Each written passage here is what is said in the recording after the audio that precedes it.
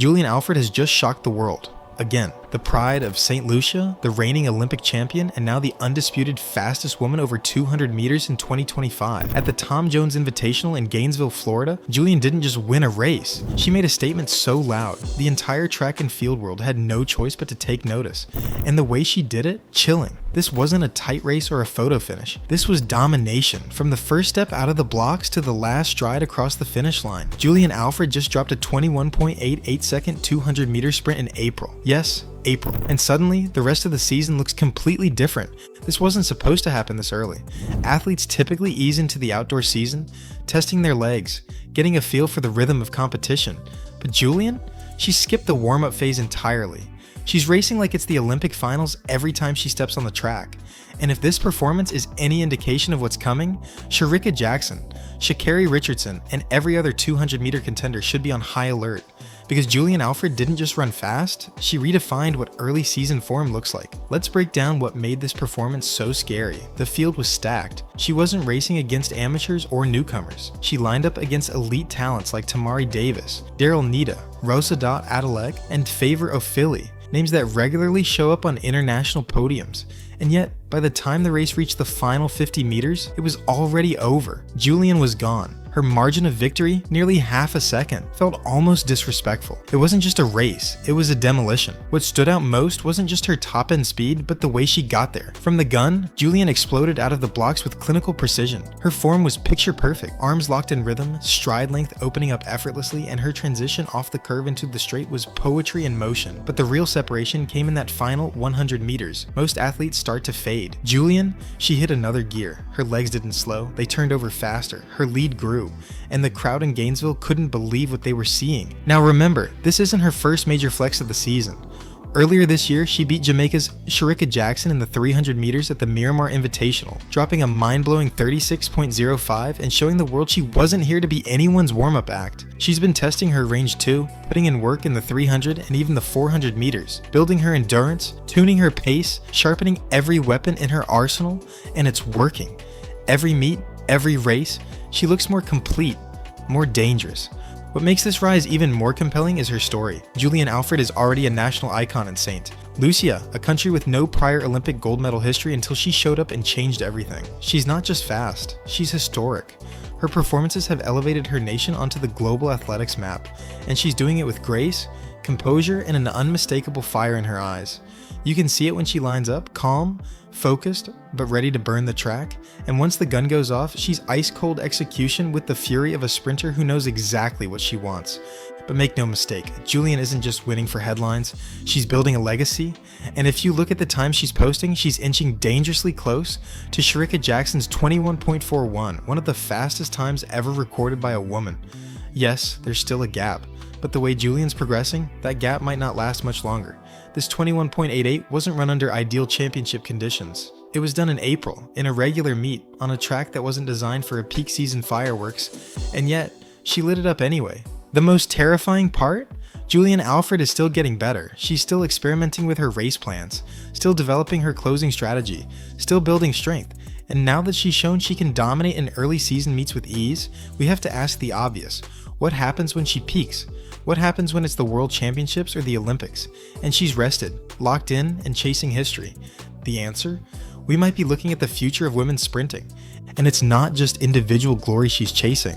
Julien is part of a generation of Caribbean athletes reshaping the power dynamics of track and field. Every record she breaks, every race she wins, sends a ripple through the sport, a reminder that greatness can come from anywhere, and that raw talent, when paired with discipline and vision, is unstoppable. Julien Alfred just fired the first shot of the season, and if history's taught us anything, it's that when she starts fast, she finishes even faster. What Julien Alfred did at the Tom Jones Invitational wasn't just another win, it was a turning point, a season-defining moment that sent a shockwave through the women's sprinting landscape. But to truly understand how significant this is, we have to look beyond the stopwatch. Because this wasn't just about one fast time, it was about what it represents. The arrival of a new dominant force in the 200 meters, and perhaps the woman who might soon own it all. Let's put it in perspective. Julien Alfred is only 22 years old. She's already an Olympic gold medalist. She holds the national record in St. Lucia in every sprint event she touches. And now, she owns the fastest time in the world for the women's 200 meters in 2025. That time, 21.88 seconds, is no joke. It's elite territory. Only a handful of women in history have dipped under 22 seconds. And the fact that she did it in April? That's unheard of. It's like watching someone casually drop a world-class performance while still warming up for the real battles ahead. And let's not forget who she beat. This race wasn't a weak field by any means. Tamari Davis, Daryl Nita, and Favor Ofili are serious contenders, women with international medals and Olympic experience, yet Julien made them look like they were chasing shadows. By the time the race hit the halfway point, it was no longer a contest. It became a solo exhibition in excellence. That second half of the race, that's where she shines the most. It's a weapon few sprinters possess. Most runners lose steam after the bend. Their form deteriorates, their turnover slows, and they fight just to hang on. Julien? She accelerates, she gets faster when everyone else is slowing down. Her stride holds, her core stays tight, and her focus sharpens. That's a terrifying skill. Because it means even if someone stays with her in the first 100, they probably won't in the second. But perhaps the most important piece of all this is her consistency. Julien isn't a one-hit wonder. This performance follows a string of dominant showings in other races, across varying distances. Remember the 300 meters at the Miramar Invitational? She beat Shericka Jackson, one of the greatest 200-meter runners of all time, in that race. It wasn't close. She didn't just win, she controlled the entire thing. That versatility, being able to dominate in the 100, 200, 300, and even 400 is rare. Julien is doing it all, and she's doing it with frightening ease. What's wild is that even with these performances, she's still flying under the radar for some fans. She doesn't have the same media frenzy surrounding her as Sha'carri Richardson, or the same history as Elaine Thompson-Herah, but that's changing fast. Her performances are now too loud to ignore.